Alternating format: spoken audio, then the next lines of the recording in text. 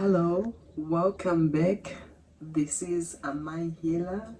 Good morning, good afternoon, and good evening, wherever you are in the world. Today it's Saturday, the 23rd of March, and finally we are in spring, and what a wonderful time we are. Yeah, I'm gonna be talking about animals, the spirit world of animals, how they are always communicating with you, and how they are connected with the spirit guides, the angels, and the ancestors. I want to talk about like if you're someone who has been in religion, you were taught all these things, like communicating with your ancestors or talking to the spirit world. It's not allowed, but actually it's not the truth, because if we want to talk about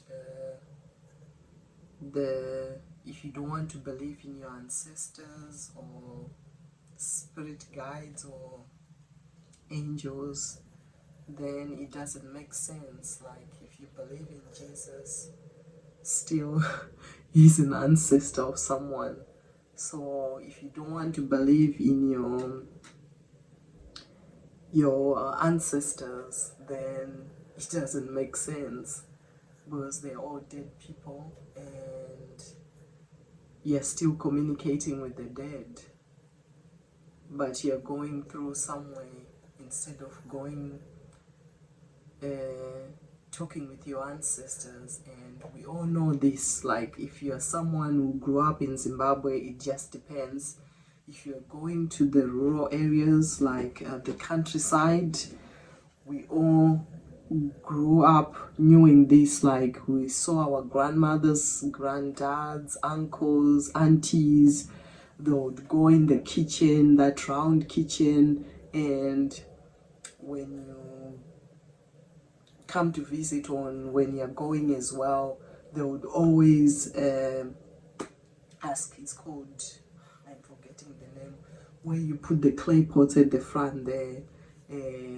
Everyone will be like, they'll be talking to the ancestors and asking them to make your journey safe, so you can travel safely. If you're going back to school, that you'll be led by the ancestors. And then all of a sudden people think now it's all wicked, and some people are scared that what do the other church members think of. And actually that's a bit silly. Why are you shy, or why are you embarrassed about your grandma when she was still alive, or your granddad or your mother? It was fine. But now, because they are dead, they are in the spirit realm, it's all spooky, and it's okay to talk about other people's ancestors, and you don't want to talk about your ancestors. That's a bit weird. If you think about it, you're not using your critical thinking here. You want to go through someone, but you know, for Caucasian people, they're always talking about their ancestors.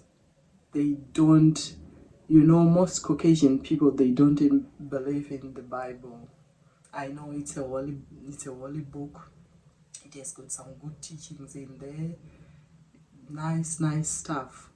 But you have to remember, they are the ones who made this book, and they don't believe in this stuff, and they honor and respect their ancestors, and they believe in the spiritual realm.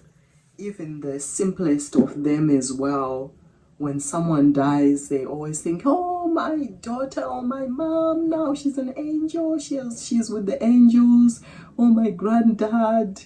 Or if they see something, maybe a feather, and they're like, I know, it's my granddad, it's my grandma. But for us as Black people, we're always scared of like, oh, no. Just think about this. You grew up knowing this, and you have to remember, before the colonizers came in our countries, our African countries, it was fine. You were communicating with your ancestors, and then they brought you something. Actually, they took the things, they saw the way you were talking with your ancestors, how you were talking with the divine, the spirit world. They saw all the powers, how you can use these things, and they took that and say, it's all wicked. We can leave you the Bible, and you can go round and round in there. There are no answers there. The answers are always there in front of you, but are you paying attention? So let's talk about the animals. Yeah, the animals, the birds. Some ancestors come like birds as well. It depends. There is no animal you can say this animal is a bad animal, or this one is associated with wickedness. Even the snake, in spirituality, it represents the kundalini, the waking up of your chakras. So it's something for those who come from Zimbabwe as well. We know the Victoria Falls. It's called the Nyami Nyami. There was a big snake which used to come out of there. And think about this, and most people don't think, like, they don't use their critical thinking. Why would the ancestors get food from that big snake, and all of a sudden someone comes and say this is wicked? You wonder why all these things stopped, because you started to disrespect all these wonderful things, all these powers you had. But it's up to you. If you want to tap into this magic, you can do it today. Then the beds are special things, especially for me. My guides, my ancestors, they talk with me through beds. You can see feathers, you can see beds on the roof, wherever maybe I'm walking. It just depends with which type of bed, because each bed represents certain energies, certain messages as well. Some are telling you maybe you need to protect yourself. Some are telling you you need to speak up. It depends with what bed it is. Like I can give an example. The raven, the black one, that one is all about magic. It's telling you someone who is very magical, who can see in the spirit world, and you're someone who speaks with the ancestors as well. And an owl as well, it has got wisdom. And like in the Caucasian, they love the owl because it has got wisdom, and the eyes, they see through a lot of stuff. And all these things are used, like in the first world countries, they don't even hide this stuff. They love this stuff, and they know the powers of the animals as well. We can give an example of the Disney World. Everyone knows the Disney World, and the popular animal they use for Disney, I can see the bird outside, the seagull is coming to look at me through the window there. We can talk about Disney World. They love Mickey Mouse and the Minnie Mouse, because the mouse goes in the underworld. It goes in the underworld and brings the messages. Like the dead people, they go in the underworld, or our ancestors are in the underworld there. So that's how Disney World is made billions. They believe in the animal spirits. We can look at the Native Americans. They love their animals as well. There is no animal you can say the mouse is bad or like the cat. For magicians, they love cats. I love cats. It's a magical animal which sees through 9 worlds, and it's a beautiful thing as well. And it can tell you if someone is bad. If you've got a cat, it can tell you the energy of this person is not right. The dogs, it's endless. The horses represents freedom, the horsepower as well. If you look into cars, they're made into horsepowers, and all these things are in plain sight, but it depends. Are you paying attention? Why do you think they use these things? So they use the horsepower because it has got so much power, freedom, independence. The same as the cat, it's something which is independent as well. It likes its freedom. Then when we talk about rabbits, bunnies, they represent fertility, abundance, and for those who celebrate Easter, it's always represented with the bunnies.